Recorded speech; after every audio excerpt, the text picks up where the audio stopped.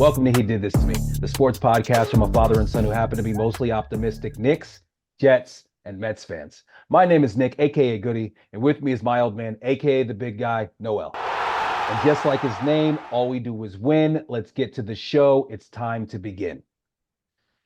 The New York Knicks have won 4 straight, 3-0 on our current West Coast trip, including back-to-back 40 pieces from your man, Jalen Brunson, becoming only the 4th Knick ever to do so, joining Bernard King, Patrick Ewing, and Carmelo Anthony. Last week, I said I'd be happy with a 2-2 trip. We now have a chance to go 4-0 if we can beat the defending champion Denver Nuggets on Thursday night. Talk to me, big guy. How you feeling about the Knicks? Got to feel pumped up with what we've seen the last week. I mean, they're doing the right thing. They're playing hard. They're outplaying people. You know what I mean? They're out hustling people. They're out working people, and that makes a real difference. And I see the difference every night on court. Absolutely. I mean, I think when you talk about the way that they play on a nightly basis and how they continue to work and some of the things that I've seen this past week, first and foremost, we got to start off with some Tibbs love. I mean, Yeah, hey man, yeah, obviously the way that the team plays is something that you can attribute directly to him. Beyond that, I'm seeing some evolution in Tibbs. I'm seeing a Tom Thibodeau that looks at what we had in the last game against Golden State, where they basically just ignored Precious and they, were able to kind of clamp down and really bother our shooters. And him making the adjustment and starting Deuce McBride in place of Precious, and then everybody slots up. You got, Josh Hart going up to 4, DiVincenzo playing the through 3, and then Deuce is playing the 2. There's a time that if you told me that Tom Thibodeau would start a lineup with his 2 bigs being Josh Hart and Isaiah Hartenstein, I would say there's no chance. And so obviously Tibbs is evolving a little bit. He is looking at this prior game and making an adjustment on the fly, quickly before the next game, which is something that I've asked for more for him. And, even though he has somehow gotten a little bit of flack this week, everybody always wants to slide in like a little dig or something about the fact that Josh Hart just played 48 minutes. He's led the league in minutes since the All-Star break. That Deuce played, 46 plus minutes in that game against the Golden State Warriors. But, the Tibbs haters aside, we'll push them aside because we know that's nonsense. Got to give my man Tibbs some love. Not only is he, created a culture here, but like I said, he seems to be growing as a coach, evolving as a coach, and getting better before our eyes. yeah. No, definitely got to give him some love. The whole thing that always kills me about people saying, "Oh, well, he played Josh Hart this many minutes. He played this person that many minutes." First of all, where was the point in the game where we were so far out and ahead, and it just looked like we had no chance of losing the game because every time we got out ahead, they made it close again. And who were these other amazing players that we're supposed to bring in instead of these guys? Again, I'm sorry, and I don't mean to use the guy's name because I realize he's a player on the team, but like a Charlie Brown, I mean, seriously, what are we doing? What are we taking Josh Hart out of the game for that? And clearly, Josh Hart can do it, feels he can do it, and goes very hard. I mean, listen, the guy's somewhat of an Iron Man. Now, if the guy gets hurt, of course, Tibbs will get blamed. Oh, they played him too much and whatnot. I don't think he can get caught up in that because no one knows, no one knows the future, and I hear what you're saying with Tim's evolving and so forth. I think it's just a question of trusting people more. He trusts this guy, Deuce, obviously, and he trusts people more because they play really good defense. He trusts guys who play defense. I think he can overlook the fact that someone doesn't play great offense and still put him on there. But then Deuce was able to do both. I mean, man, he really charged some guys. And the main thing I want to say about Deuce, he really was affecting Stephen Curry that night. There's no doubt about it that he was affecting him on the floor. Curry was not. You could just see at times. You could just see at times he was like, "Just get this guy away from me," because what's his name was up his ass, McBride. Pause. So I, No. I don't understand what that means. That's some newfangled talk stuff. What does that mean? What does that mean when you say pause? It's when you say something that you know, those same words under a different context could be extremely questionable. So therefore you say Oh, pause. It's something that Cam and Mace have done a lot in their show. It is what it is. And that was just too perfect of an example of a strong pause. But I will say real quick, your boy Charlie Brown, the reason he catches strays is because his name is Charlie Brown. of course, of course. But you understand my point. Even if No, we're yeah, talking yeah, about yeah. anybody else, I mean, it's not like we got a million, unbelievable players on the bench. And man, I tell you, man, this guy Deuce, man, I'm regularly amazed at how many of his shots go in, especially those jump shots that he seems to take from back here, and they go in high arcing and bang, they go. Oh my gosh, this guy, he's been a revelation for sure.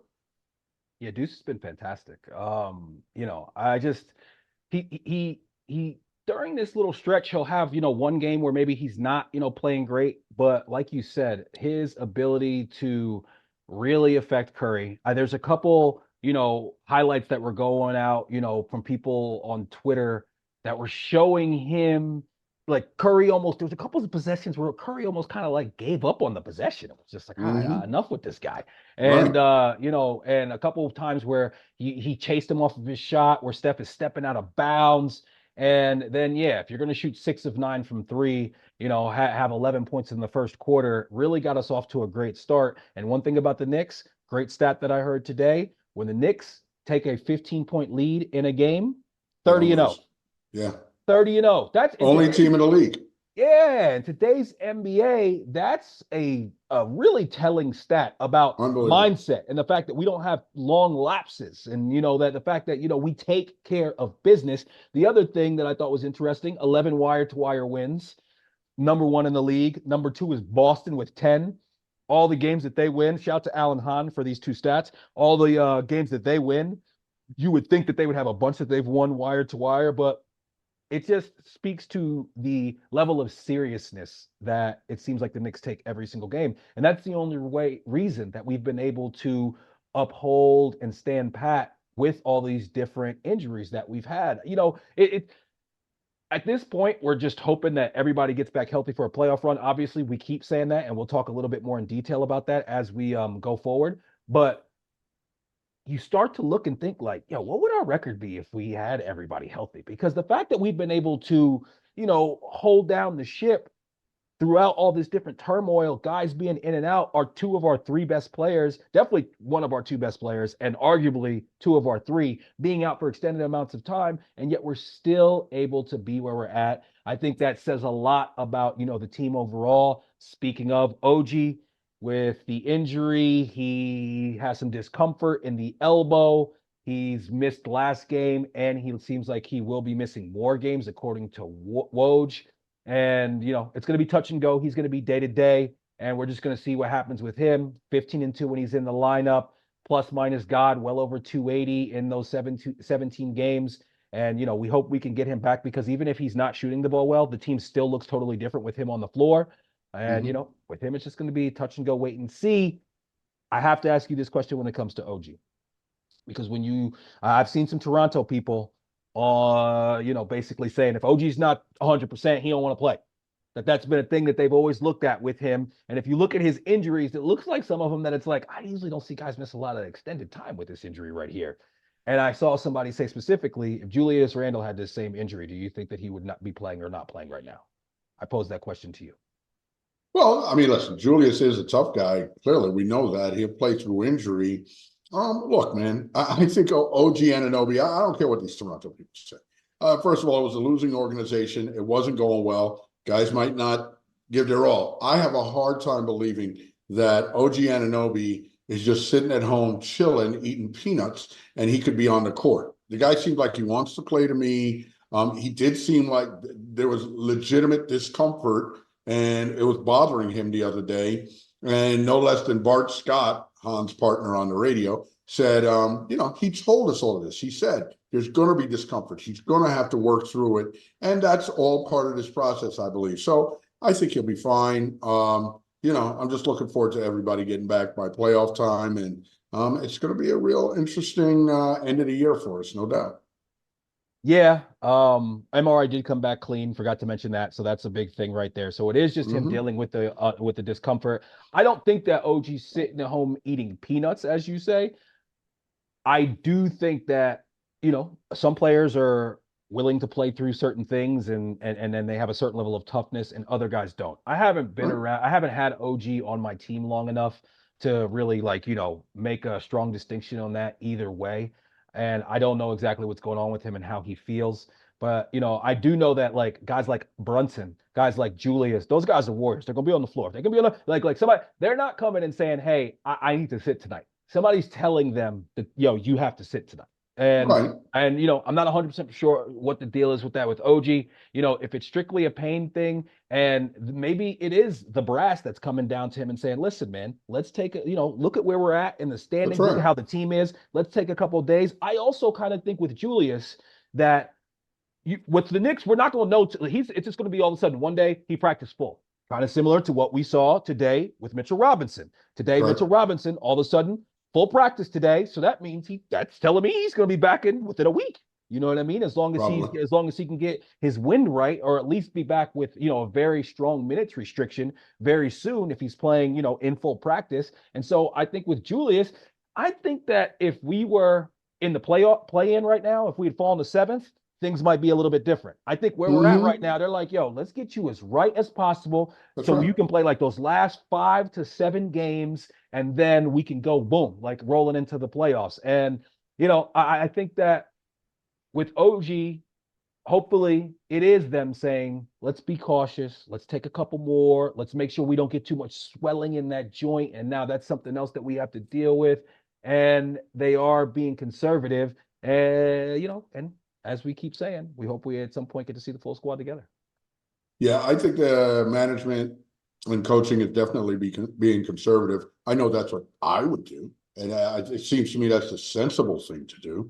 So I think they're being conservative. And as far as OG, yeah, maybe he's not the Iron Man, say that Julius and Brunson are. But I don't want to get into the whole thing where like we're classifying this guy, the guy sloughing off. He's not doing like a Ben Simmons on us. I don't believe No, no, that. no, no. You know what I'm saying? So I'll be fine. When OG comes back, he'll be ready and he'll be ready to play, but he shouldn't come back any sooner than that. And, listen, you got to get used to it. It's a different feeling in your elbow. I think he'll be fine. If Ben Simmons had the same injury, he would already be saying that he's going to miss this and all of next season as well. Oh, he'll be Like some retired. He'd get Tommy John surgery or some shit like Yeah, he'd retire. I mean, it'll be over. He'll probably retire this offseason anyway. I told you, and I no, he's not will. going to retire. He got too much. He got too much money on the Exactly, books. exactly. But I told you years ago when we started with the garbage with this guy, that guy's full of shit and he's soft as butter in the summer. And, it's coming to beer. Yeah, I've always thought, I saw the talent and the way that he was able to impact the game. I've always thought he was soft, but I always thought that there was a chance that, he would kind of get through that and mature and grow old or whatever. But no, I mean, listen, I think that he has had very unfortunate injury history, regardless of his level of toughness. I don't think that he's really wants to be out there on the floor, that he No, can't wait to get back out there. I don't never gotten that no, impression from him. And he doesn't play that way when he is on the floor. You know what I no, mean? He no. doesn't. So that's the thing with him. It's crazy that we've gotten this far in and haven't given Josh Hart any love. I mean, he's just continued to play his ass off. I mean, what a player that guy is. And he gets his fourth triple double, Mr. Everything. I have noticed one little minute thing that I would talk about with Josh Hart. Just these last 2 games, been a little bit more hesitant to shoot that three. I need him shooting that ball with confidence. We know he's a much better shooter with confidence. He put in the work over the All-Star break. He's been shooting the ball way better since then. Do not regress, Josh. You got a couple days off. Get some shots up. Get that elbow in.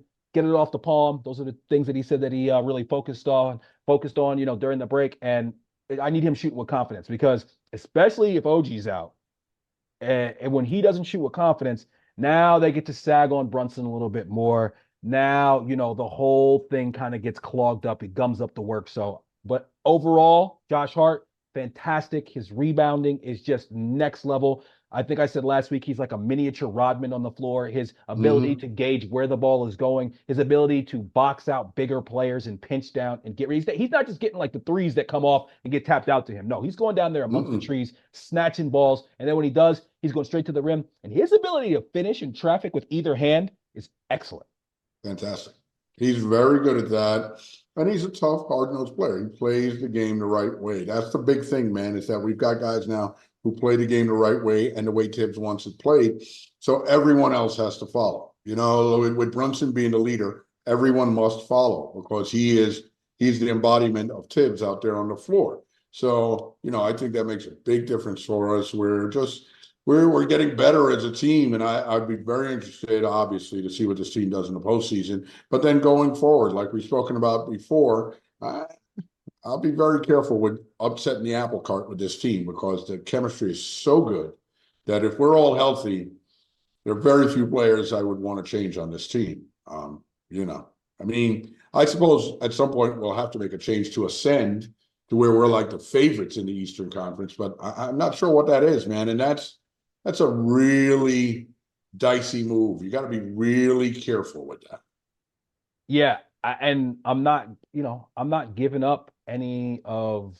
It's like my thing is, who would you be willing to give up? And I'm not really willing Right, to give up just about anybody. I look at right, our team and I'm like, yo, I don't know. If you'll take Burks and Bogdanovich and some picks, then we can talk. But if it's anybody else, it's already becoming a hard decision for me. I really for like sure. all the other guys. Um, Jalen Brunson, he's so good that it almost you almost like miss, it's almost like, okay, it's not even a big deal. The guy drops 45 against the Blazers. He drops 42 against the Kings. Then follows that up with 34 points and 7 assists against the Warriors. Just absolutely plays his ass off in all of those games.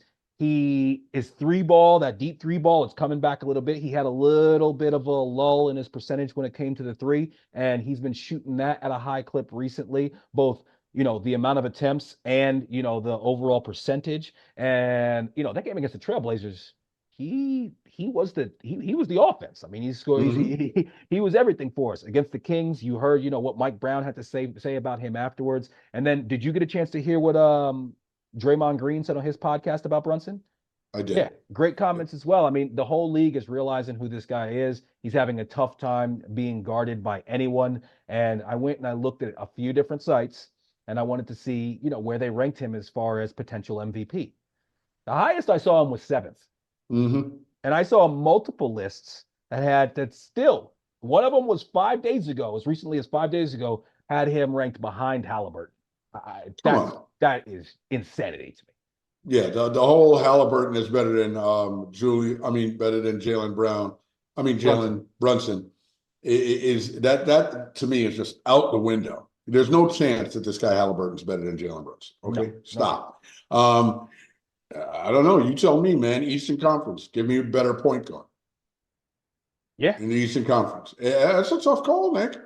Okay, I don't know anybody else. I'm taking Eastern Conference over our guy JB, man. He's our guy, and dude, keep all them other guys, man. I'll stick with our guy. Over. I mean, I don't know, man. Shea Gilgeous Alexander, obviously, right?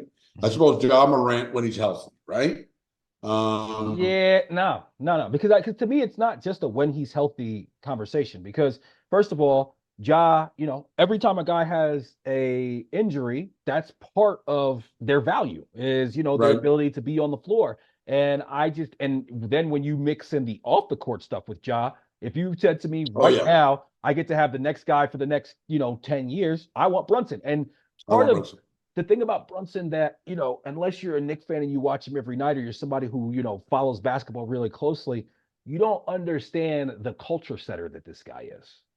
And I think Absolutely. one of the things about our team and the fact that we're so close knit is because we got a father and a son with a coach who's known that kid since he was in short pants, and then we got the whole Villanova thing. You got Leon Rose and a bunch of like guys that have been underneath his agency before. It is a family like atmosphere, and that's how we Mm-hmm. play. We have a certain level of togetherness.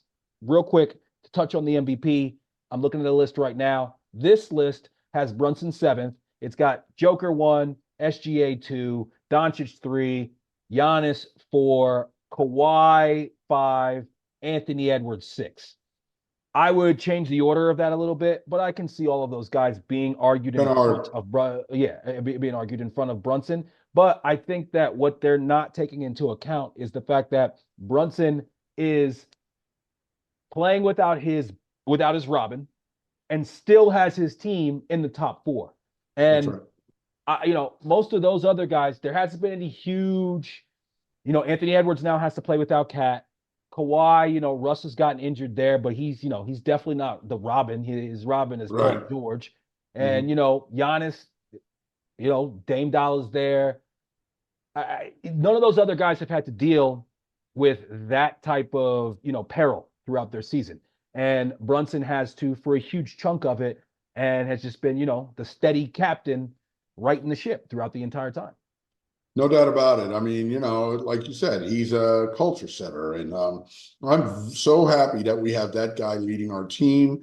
I think it makes us so much better. And like I said, when Randall comes back, he's going to slip right in. Because he has to love what is going on now with this team, and he's going to want to come in and just enhance everything. Something I want to bring up that I noticed I believe it was on Sunday, I happened to flip on the Suns Bucks game. And without Giannis, the Suns allowed these guys to score 140 points. Now, I was watching that game and I'm saying to myself, Vogel's the coach, but the team doesn't look like they just look disinterested. They're not working hard to play defense. Like I tell you all the time, you see with Tibbs guys, they're constantly fighting over screens. These guys just fall on the screens and let people shoot open threes all day long. And the other thing I noticed that I found alarming was Durant had only 11 points and didn't take a shot in the fourth quarter. Wild. When the game was in a balance, they were down 10 points or less at certain points. Durant, my man, if that was Brunson and he doesn't take a shot in the fourth quarter, I'm furious. If that was Randall and he doesn't take a shot in the fourth quarter, I'm furious. I'd be furious about that with DiVincenzo. Right. I mean, it defies explanation. And to me, again, it's culture. And with us playing as hard as we play, I don't want to hear when we get to the playoffs, oh, well, now people are stepping up because the Knicks have been playing hard all season. They can't raise their level. That's stupid. We just have, you have to play and you have to play it out. And come postseason, if we raise our level, we raise our level. Other people raise their level, fine. I think us playing like that all the time makes us more. I don't think teams are just going to turn it on in the postseason. Okay, like I don't think Phoenix can turn it on and become a good defensive team. I don't think that's going to happen. They're not just going to figure that out because it's the postseason. It doesn't work that way. Historically, the statistics would tell you that teams do kind of turn it up, especially on the defensive end in the playoffs. I thought and the thing about this conversation that I don't get is, so what should the Knicks do? Play at a lower Right. level now so that they have an extra gear? No, that's stupid. That's All right. stupid. That's So foolishness. so if that allows us to be able to outperform other teams in the regular season and therefore get better seeding and just overall have a better regular season, then I'll take that. I thought the way that I heard Alan Hahn talk about it, and the way he explained it was actually no. I'm sorry, it's Tim Legler. Heard Tim Legler talk about it, and what he said was he thinks that the Knicks play at like a 5 all season, and he says every team can get to 6, but he said the Knicks play regular season games like a 5, and Tibbs coaches them at a 5. He says he thinks that other teams fall between 3 and 4, but the vast majority, like of the playoff teams, when they get in, they all go up to 6. So therefore, maybe it's not necessarily that teams level up past us. It's just that maybe we don't look quite as dominant against maybe some other teams as we do in the regular season. But even as I'm saying that, I don't know. It doesn't really make sense to me. And I think I that think we're just better. We're better this year. If we play that same Miami team from last year, Nick, we beat them this year. We agreed. beat them this year because we're a better team. We're playing better, and we're just a better team. DiVincenzo makes things much better. And when our spacing is right, come on, man, we're a much better team. That's it.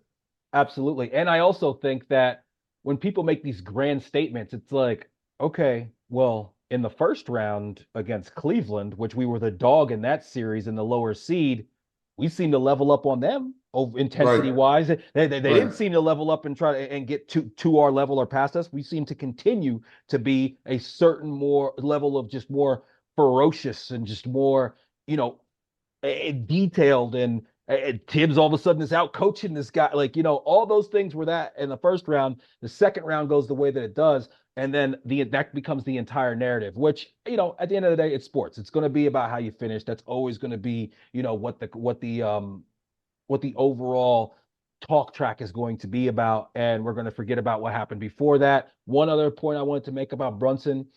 I've seen this most of this season, but I've seen it continue to grow throughout the season. Is Brunson is starting himself to feel like a superstar. The way Hmm. that he's carrying himself, the way that, he's given a few more celebrations, the way he's talking to refs and things like that, the way he's talking trash, yelling at the crowd, all these things. He is starting to embrace the role and starting to realize that he's a superstar. And I think obviously that's only good for the Knicks. I think that we need Brunson to feel himself. We need, Julius to feel himself when he's out there. We need everybody to, play with that type of level of confidence. And I think that when Brunson starts playing that way, he, that then just translates to the rest of the team, and we all start to play with that a little bit of extra swagger. No doubt. I think the word that you used there that's most important is confidence. We're playing with much more confidence now. Like I said to you earlier, every loose ball, I feel like we're going to get it because we get 9 out of 10 of them. Just we just play with more confidence. When we're down, we play like we believe we're going to come back. I see other teams when they're down, you see them just losing confidence, and part of that is a large part of that is Brunson.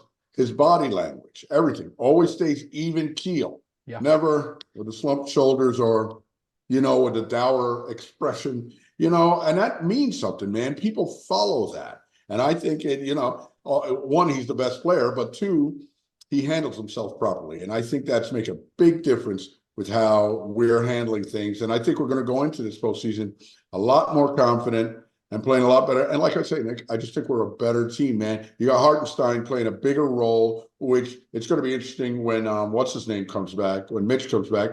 But Mitch can just fit in. There's no reason for him to start. He can fit in and make it happen. We got Julius Randle playing at a higher level, and I'm assuming he'll continue playing at that level when he gets back. And Precious Achiuwa coming off the bench. It's a huge, huge plus for us. And listen, one of the big differences from last year is DiVincenzo. Come on, that guy makes us a much, much better team, man. That guy, in a lot of different ways, he just mixes in and he fits our scheme and he makes us a lot better. His ability to shoot, his ability to be Honest. a guy that comes off of screens and is a catch and shoot kind of guy, which is something that we were devoid of last year. Quick was really the closest thing that we had to that. And even Quick is a little bit more of a guy who wants to dribble around and, kind of find and hunt his shot. You mentioned Mm-hmm. Hartenstein. I want to go back to that Sacramento game. I mean, this guy just straight up locked your boy Sabonis up in the second half. Okay. Mm-hmm. Played fantastic. Sabonis is the guy who, it's funny, I was just having a conversation in a group chat earlier that week where somebody was talking about how great Sabonis is. And I said, Sabonis is a guy who puts up a lot of great stats. And I do, I've always liked his game. I think he's a very good player. Julius does, totally dominate him when they do play. But I was like, the thing about Sabonis that I don't see is I don't see him take games over, in the fourth quarter or in a playoff series. He seems like a guy who puts up a lot of big numbers, but late in the game, it's hard to give him a ball and say, "Hey, let's go." And I think one of the parts about that is that he's not a great perimeter shooter. You saw that the Knicks said, "Hey, we are going to take away. We're not going to let this guy get everybody else involved. If he's going to go, he's going to beat Hartenstein one on one." And Hartenstein in the second half kind of punked him. He really really did. And I loved, late in the game at one point he gets the ball, he's in decent position, and even though we had been doubling him, now we all collapse on him. And all of a sudden he's got DiVincenzo and he's got OG right there on top of him, and he has a hard time getting it off. And the thing about Hartenstein, one of the things I love about him more than anything is his passing ability. I mean, he's such a good passer from the block. And when you run the pick and roll with him and Brunson, you have to pick your poison there. And if your poison is that you're going to collapse on him, he's going to find that guy on the opposite side, whether it be a cutback door or it be wide open three in the corner. And the other thing about Hartenstein that I've liked is he's been slightly more aggressive on offense recently. There's times where I'm like, Yeah. yo, you're the biggest guy on the floor. Go to this guy. There's one guy in front of you. Go to the rim and lay him. He has been doing that. Had the huge and one against Sabonis. And, just love that guy. I love his game. love to see him. Hopefully, remember we saw OG coming back, and it was a little bit. We saw Hartenstein coming back. He was a little bit tentative, and now we're kind of seeing him get back to be himself. I'm hoping for the same thing with OG as well. Sure. Hartenstein's been playing great. I can't wait to see the dynamic with him and Mitch when they both get back on the floor. And, Mitch taking a secondary role, obviously, because he'll be ramping up. But the thing about Hartenstein, I'm saying, dude, Dolan's got to figure out a way to keep him in the building. Okay. I don't know. Promise the guy a role with the team after his career's over, something, something. You got to keep this guy. I don't know how you pay him the extra money, but Dolan's got to slip him some money under the table or something. We can't afford to lose that guy. There's no way. One thing going for us is his wife is a socialite, big Instagram following type. So, Right. She wants to hey, stay in New York. got it. She wants to stay in New York, and he played in LA before this. Now he's in New York. What are you gonna do? Go sign a deal? Go play for the Orlando Magic or some Oklahoma? shit? Yeah, no, No come way. on, no way. So I don't know. The one thing that we talked about this with Brunson, and I get the feeling with a lot of the guys on our team, especially since our two best guys are doing it. I get the feeling with a lot of these guys that they would, take a little bit less just to be able to keep the band together. And that's almost a naive thought with today's modern athlete, or any day's modern athlete. These guys are trying to get paid. There's not too many Tim Duncans and Tom Brady's out there in the world who routinely take less money to be able to keep their teams together. Most guys, when their contract is up, they're trying to get paid, and I do not begrudge them that in the slightest. I am hoping that we get a chance to be able to keep them together, like you said. And, I don't know if it seems impossible to be able to keep both of those guys plus Precious, but I love them all. I don't want to see any of them go. So we'll see how that all plays out. When it comes to this game against Denver, we got a chance, obviously, to go 4-0 on the trip. Everybody is going to be happy with 3-1 either way. And we are going to be playing them without OG, without Julius. Do you think we have a shot? And my question is, what starting lineup would you throw out there against Denver? We definitely have a shot. There's no doubt We about always have a that. shot. Right. I don't think we're really going to, you're not going to do the McBride thing to start again.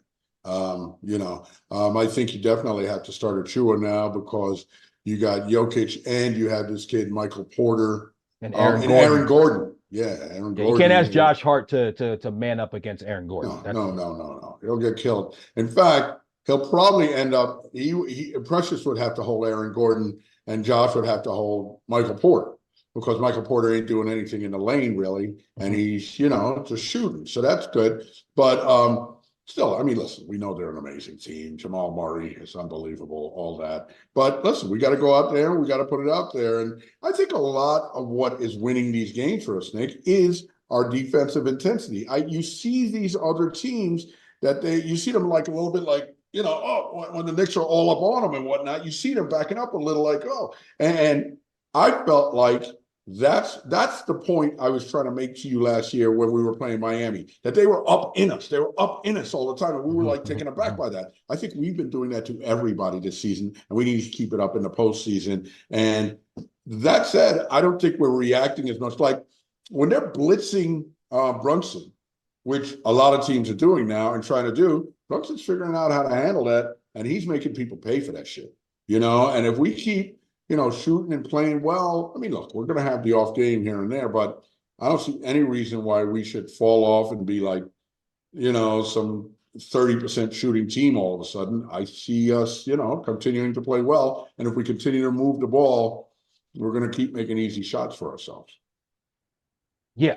I mean, I think that one of the things that I'm always frustrated with the refs, but there's been a lot of chatter in NBA circles recently about the fact that since the All-Star break, fouls are down. People are, the refs are clearly letting them play a little bit more more to what we would typically see in the playoffs.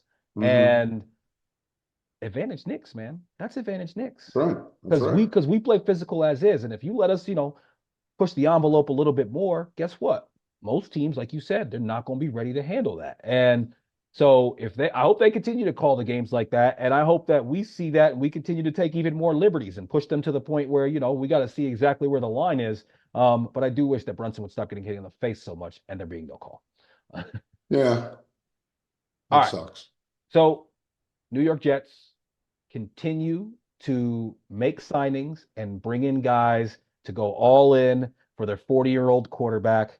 The most recent signing, we went ahead and we got Mike Williams, wide receiver, most recently played for the Chargers. We got him on a 1-year deal worth up to 15 million. Still haven't gotten the details on that just yet. But coming off of a torn ACL, it was early last season in week 3, so that makes you feel better about it. I saw him eating a pork roll, egg, and cheese as he got signed. So he's definitely being baptized as a New Jerseyite now. But yeah, man, Mike Williams. I know that last week you said you didn't love that signing, but you were probably thinking he was going to be signed at a bigger number and a more Right. long-term contract. With him just getting brought in for the 1 year, up to 15 mil. What do you think about the signing? What do you think about what the Jets have done overall? And Joe Douglas this offseason.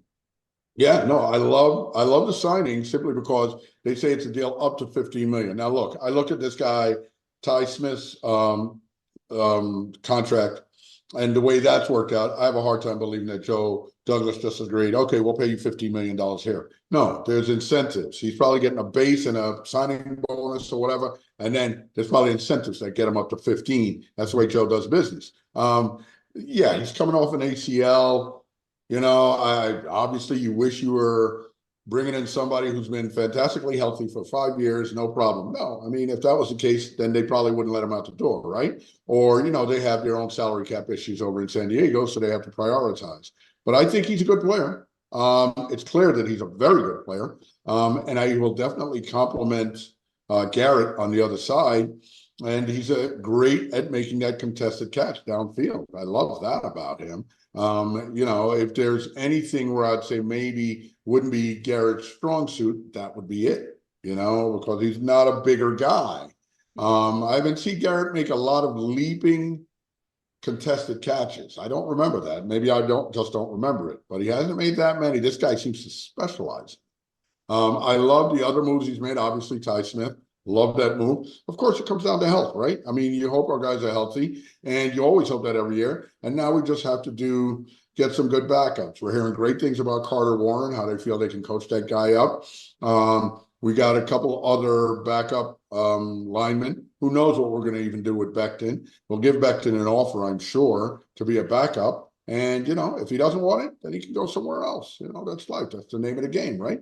But listen, Joe Douglas is pushing his chips to the middle of the table, which he should, because of where it's at, right? He's out after the season if he doesn't do the job. Same with Salah. So those guys are going to be on it, and I like that. Let's go. Let's put the pressure on. Let's push the chips to the table, and let's just go. Let's see where the chips fall. I actually don't think that they'll make Becton an offer. I think Becton is just gone. I think Mm-hmm. I think the combination of his play last season and just his overall attitude, comments in the media, different things that he's done, I could just see the Jets being like, it's just time to move on. Like, let's just get him out of the locker room. Let's just get him out of here. Yeah. And especially if you have a starting left tackle and you have your backup left tackle of the future in Carter Warren, which according to people in Jets land, that's how they feel about him. And he did, represent himself well last year when he played. I don't see any way that Becton is back on this team. I think, him and Zach Wilson should go figure out a place to play together so they can live in mediocrity for the rest of their football careers. When it comes to Joe D, and I know that you and I have talked about, oh, so what do we do at the 10th pick now? Because, we have the offensive line and you don't want to necessarily take a guy at the 10th pick who is going to be not a starter. If you want to take a guy in the top 10, it's got to be a starter in today's NFL, right? Impact player. What I think that Joe Douglas has done is he has now put himself that when it comes to the draft, that he is dealing from a power of strength. Last year, going into the draft, everybody knew he wanted to tackle. So what did New Orleans do? They made a trade. I'm sorry, New England do. They made a trade. They hopped up a couple spots in front of us, and they went ahead and they took that tackle. They're only able to do that because our cards were shown. Now the situation is, it's like, the Jets can try to fill a certain need, or they could take best player available. They could do whatever. And so I think that'll be interesting to see how that all plays out. We could trade back. I think that JD has done a good job this offseason, of taking a slow approach, not too splashy, and picking the guys to plug into the spots that we really need some help. And now we go into the season, just going into the season. Obviously, there is a ton of variables, but even if you consider the injury history going into the season, we have a much better offensive line on paper than we did going into last season. And that's one of my biggest criticisms of Joe Douglas is that we should have figured out a way to do something different because at the end of the day, we have a 40-year-old quarterback who is, not the most mobile in the world, though he can move a little bit. So if we go into the season with a bad offensive line, we're gonna get the guy killed. Now, he ends up going down 4 plays into the season. He did go down because an offensive lineman, I think it was Dwayne, I think it was, yeah, Yeah, it was Dwayne Brown. yeah, it was Dwayne Brown totally missed the block. He So missed a it cut happened. block. It missed. It happened a little bit quicker than we would have expected. But as we saw, Zach Wilson and every other person that we threw under center had a really tough time last year due to the offensive line. And I think we've done all that we possibly can to remedy that so far this offseason. No doubt about it. And I think that, I think we'll be a better team. But of course, listen, we got to be healthy. So, and that works for every team in the NFL. Any team in the NFL that loses their quarterback or has a shitty offensive line or whatever, it's going to suck. And hopefully that won't be us again this year. Yeah, Not but you Cleveland got last year. to, even if, I know, but again, Nick, we've spoken about this a million times. They had a shitty offensive line and they got hurt, but they had good backups. They had backup people that could withstand it. You know what I mean? Hold up the line for a few seconds while this guy could pass the ball, while what's his name? Flacco could throw the ball. We had, listen, our offensive line was terrible. Within 1.5 seconds, there was somebody smacking our quarterback in the face. No one can succeed like that. Okay. And I'm here and willing to wager right now, Zach Wilson will have a good rest of his career, better than Becton. That's not much of a wager, is it? Yeah, But nah. Well, listen, I think that Becton could possibly be a starter again in this league. I don't think Zach Wilson will ever be a starter unless there's major injuries on the team he's a backup for. And I mean, I don't know, man. Zach Wilson might be in the Arena League in a couple of years. okay. We'll see. We'll We'll see. see. We'll Yeah, see. we Hey, will. another name not to forget about, Corey Davis. Corey Davis is coming back. They say that he wants to come back to the Jets. And, if we can get him on the cheap, I like Corey Davis. I liked him when, in the season that he played with us. And I thought that not having him last year was a huge factor. And it made everybody else slot up into a position that they weren't quite good enough to play, as Right. opposed to him being, the second receiver. And if we can bring him back and he As what is though? As a third receiver? depth. I mean, in today's world, you need Right. you need guys, man. Like I said, with hey, hopefully everybody's healthy. But if somebody goes down, and if we're Right. playing enough and we're sustaining enough drives that we can actually, get off a decent amount of offensive plays, there'll be a spot for him, and there'll be a spot for him to, maybe not be in the slot, but just get him out there, man. Bring back Corey Davis if he wants to come back. I hope he comes back to the Jets, and yeah, I think that if he does, he will end up making an impact for them over the season. I think that depends on how much money do you want to spend on a receiver position, Nick? If you were going to bring back Corey Davis, you absolutely have to get rid of Lazard somehow. And if you get rid of Lazard, you're going to pay part of his salary to get rid of him. Okay. So Corey Davis would be a nice guy to bring back, but again, I mean, he's gonna want decent money to come back. I don't know. Are you paying Corey Davis $10 million a year, $8 million a year? No, Will he that's accept that? I think that no, I think the word out is that he's gonna, he would take a much smaller deal because Okay. he got paid 10 last year. And the Jets, I don't know exactly how it worked out last year with him Did he get deciding. paid even though he retired or whatever? I want to say I yes, don't but I'm know. not 100% sure. Yeah, I'm I have not no idea. 100% sure. But I don't know. We'll see. And it's interesting. I wonder if we'll ever get the story on Corey Davis, exactly what happened with him. Yeah, it seems like some family stuff or Yeah, personal issues. It wasn't health related, obviously. But he probably missed a game terribly, and whatever personal issues he was having blew over. So it's like, why would I stop doing this if I love it and I make a boatload of money? What am I doing? yeah, I'm gonna go run a yeah. couple of laundromats. No, come on, get back to work. Well, hopefully, whatever he was going through, he's able to come back and play the game that he loves. And whether it be with the Jets or not, we would just, it'd be nice if he was able to get back into the league. Yes, 100%. He's a good guy. Not too much on the Mets news. Baseball season did start actually early this morning. I was watching a game this morning at like 5 a.m. in the gym with the Dodgers playing against San Diego out in Korea, and it was interesting to see baseball getting started like that. I think it's weird that, they're starting today in Korea. The first game is at like starting at 6 a, starts an early time for people Mm, out in LA. And, if I'm a Dodgers fan, I would be a little annoyed by that. I know that they're trying to grow the game and all. Other thing I think is I think baseball opening day is kind of sacred. They stopped doing the whole like Sunday night with there being that one game and then all the rest of the games being on that Monday. And the past few mm, years, the season has started on like a has started on a Saturday. I'm sorry, on a Thursday, and it's just been everybody plays that day.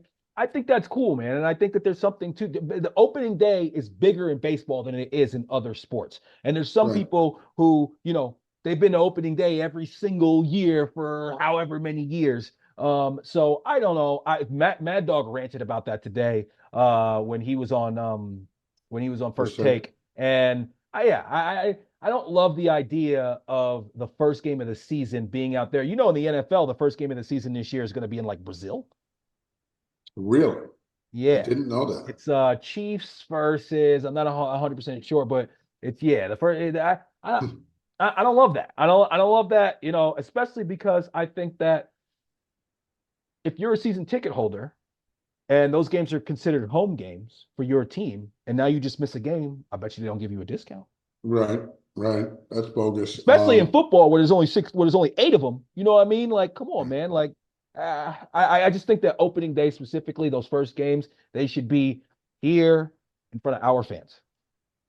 Yeah, I hear you, and I do lean to that, but it's amazing to me how quickly you're ascending to being that get off my lawn guy. That opening day, yeah, it would be nice if the games were here. If that was the Mets playing, I might be disgusted, like you said, especially if the game came on so early in the morning, which I wouldn't have seen because I'd have been on my way to work. But at the end of the day, it's the Dodgers, so I don't care. Nothing really big to talk about with the Mets just yet. I did see today Nimmo had a big day, two or three, All three right, RBI. And then Sugar struggled a little bit today with his control.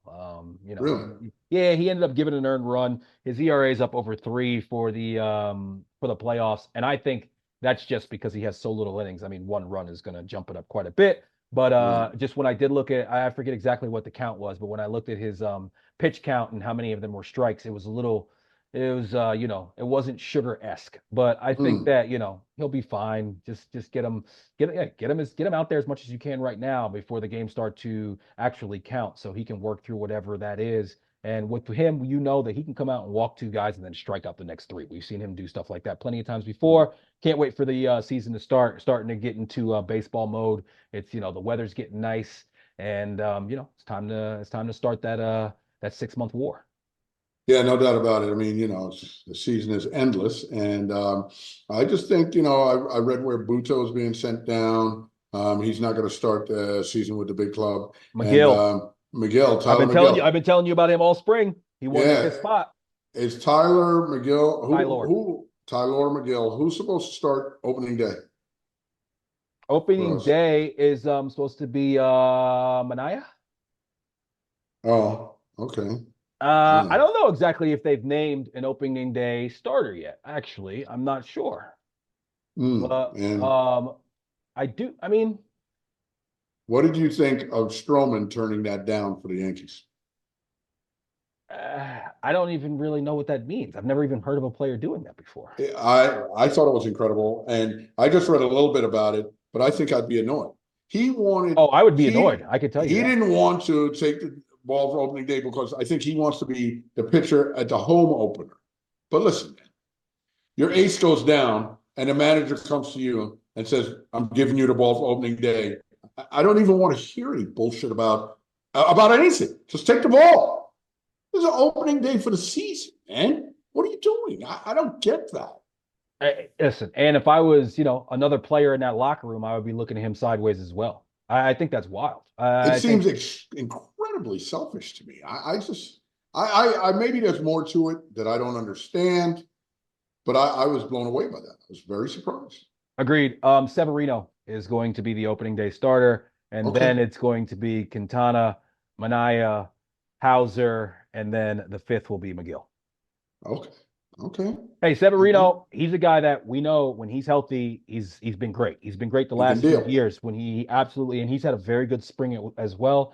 And that's the other thing about Stroman, realizing that every tick that you're moved back in the rotation, that's the potential of less starts that you're going to see over the course of a season. It's It's not a unbelievable. huge number, but like listen, Stroman, that guy's a head case. And even when he was a Met, I didn't love him. I didn't love him when he was a Met because he was always, trying to say some slick shit and, always having some issue with something. Like he just seemed like a bit of a Something. malcontent. And yeah, I'm not a Stroman guy. I'm so glad that, he's not on the Mets. And I think Yankee fans in particular are going to grow very weary of his act in short order. 1000%. Because he's going to do some stupid shit, annoy people, then he's going to get hurt. Okay.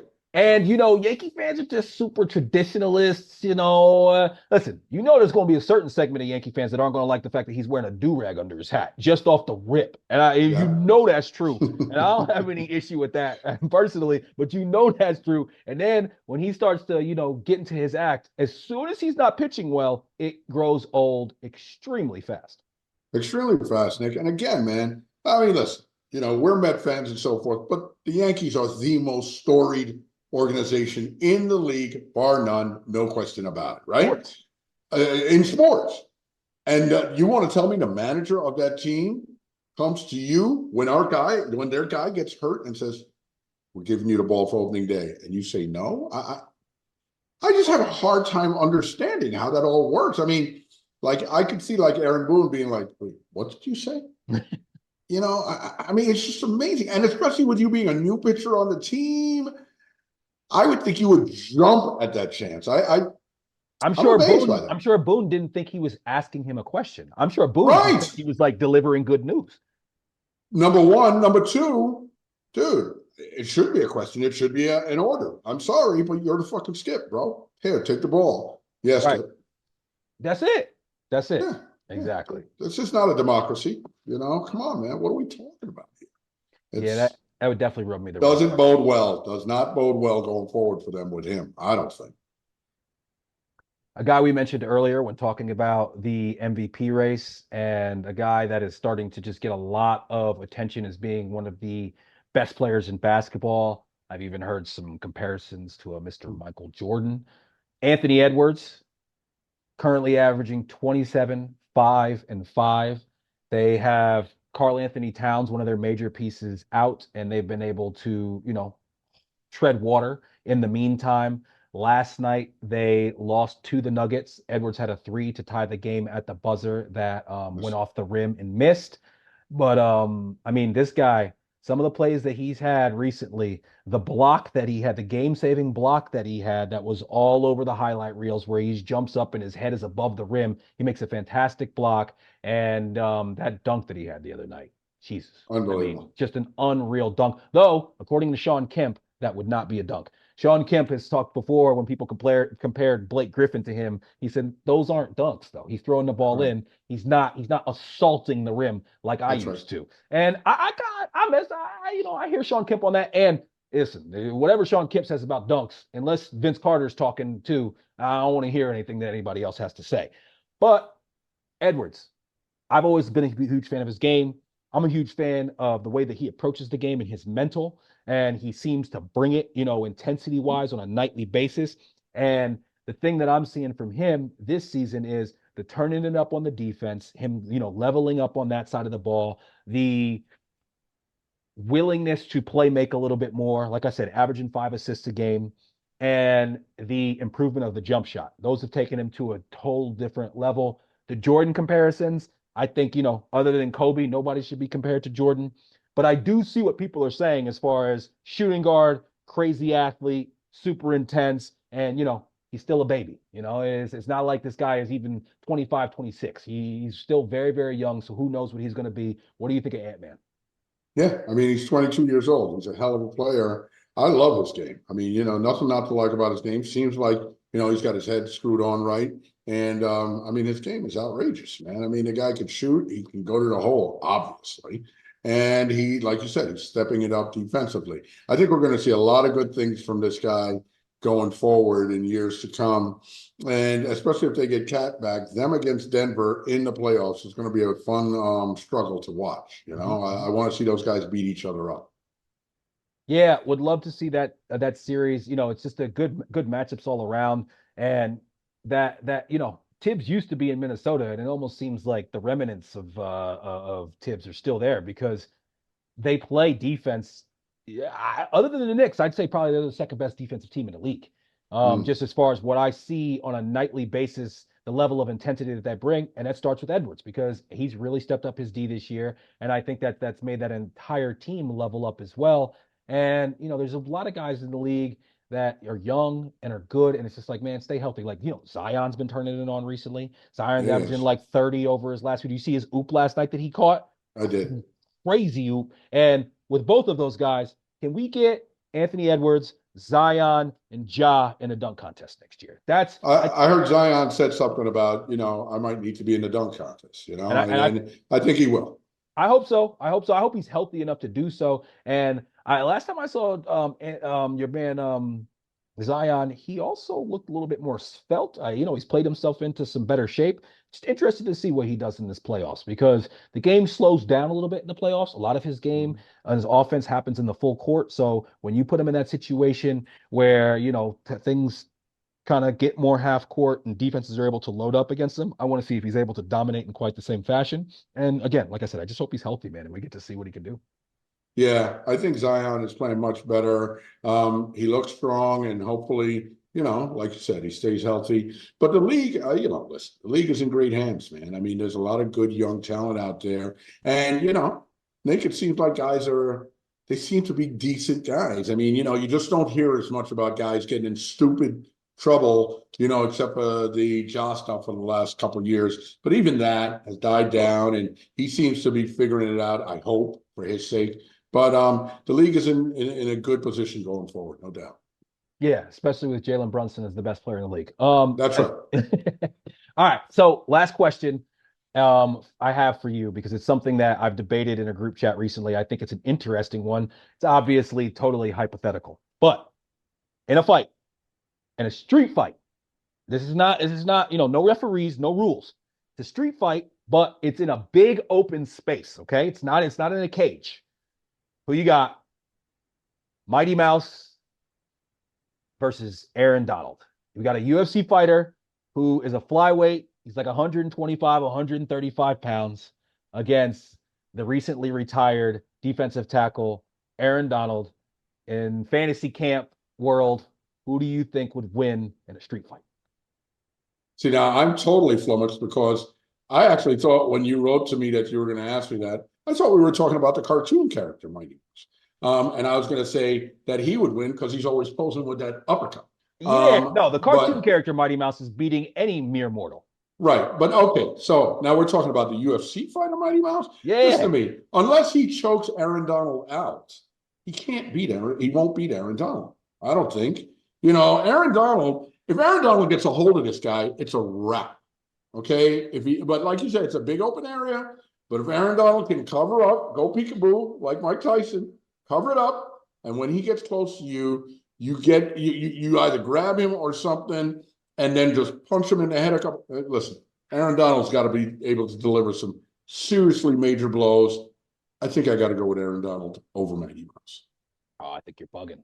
I think that Demetrius Johnson, he is arguably the most pure martial artist that I've ever seen, just as far as his ability to do everything. I mean, his striking, his wrestling. I've seen him fight, have a rematch with a guy and beat the guy in the way that the guy beat him last time, just almost to like prove a point. And so I think that especially if you have this in a big open space, he just moves around for 3 minutes, moves around for 3 or 4 minutes, and just doesn't let this guy Donald get his hands on him, which he would not be able to do if Mighty Mouse didn't want to let, if Mighty Mouse wasn't really trying to engage him and taking risks. And I think that if he does that for 3 minutes, I know that Aaron Donald's in fantastic shape, but it's totally different types of shape. I think if you ask most NFL players to shadow box for 3 minutes, not even beyond even actually trying to hurt somebody else, they would be, especially defensive tackles, they would be pretty gassed. And I think at that point, Mighty Mouse gives him a couple leg kicks, and now everything has changed. The whole thing has changed once he gives him a couple leg kicks, and I think that he would be able to avoid getting grabbed by him, and yeah, then he would jump on his back and strangle him. And I don't think there's That's the only anything. way. That's the only way it could work. But Oh, I think he could beat him with strikes too. but first of all, Aaron Donald's not going to chase this guy around. If I'm Aaron Donald, I'm going to be like, okay, I'm standing right here. You want to fight? Come to me. If not, we'll just stand here and stare at each other from afar. The other thing is, chances are, man, Aaron Donald has some martial arts experience. Most of these defensive linemen take martial arts. Now, not on the same level, I know. That's like but that's like wondering whether or not Demetrius Johnson played, football in Pee Wee. nah, no. Because they're Because not on the whatever his field. There is martial no arts experience, ball. but whatever, yeah, no, but listen, Demetrius Johnson might have been a star running back for his Pop Warner team. I don't know, but Who like at the end cares? of the day, the levels of when it comes, because it's a fight, and he's a Right. professional fighter. That's all he does. And That's right. so I think that when it comes down to it, I think he could beat him with strikes. I think if you took submissions out of it, I think he would beat him with strikes. That's just because I think that that's all he does. That's all he's done. And he's one of the best at the highest level, let alone just like Mm-hmm. a guy who's a professional. He's one of the on the Mount Rushmore all time in that sport. And I think that there's a reason, obviously, that there's weight classes. And if you had if you take, I think he'd have a hard time beating almost any like UFC, ranked heavyweight. I think he'd have a hard time doing that.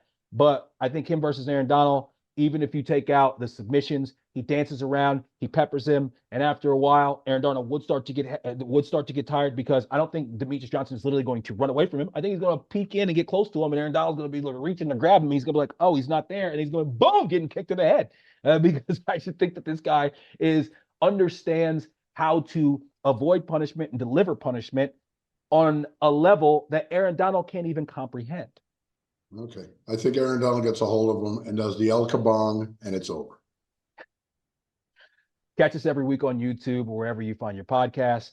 Please follow, like, comment, and subscribe, and make sure you hit that notification button on all platforms. Really appreciate all the love. We try to stay as current as possible, so episodes will drop on Thursdays or Fridays, depending on the Knicks schedule. Just hit 200 subscribers. Thank you so, so much. You can also catch me on True Knicks post-game live throughout the second half of the season with my guy CPNY, link in bio. And you can find us on all socials at he_did this to me. Love you, big guy. Love you, kid.